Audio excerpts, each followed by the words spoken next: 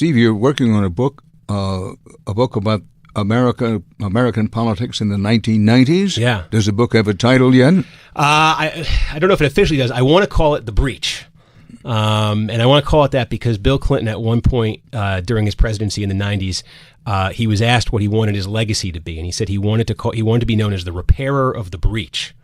And what was the context of that was, Newt Gingrich, Republicans had taken over the Congress, and we were a very divided country in the 1990s. And when I look back at the 90s now, I think the legacy of the 90s is it's when this concept, these terms we take for granted now, red states, blue states, they have deep meaning, they have deep cultural meaning, deep demographic meaning. You go back to the start of the 1990s, nobody talked about red state. I mean, you remember this, I'm sure, from election nights. The networks didn't have set colors for the parties. Sometimes it was red for the Dems, sometimes it was red for the... But that 2000 election, that the whole decade of the 90s, I think, built towards, basically the tie between Bush and Gore, that set this idea of red states and blue states in people's mind, that sort of set this idea of this deep cultural demographic divide.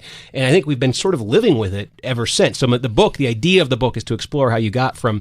you started the 90s and the idea was the Democrats could never win the presidency again. It was Reagan, Nixon, Bush. Democrats couldn't win the presidency, but Republicans couldn't win the Congress. It was the permanent Democratic Congress. That was what this decade started with, and it ended with a 50-50 nation that we have now.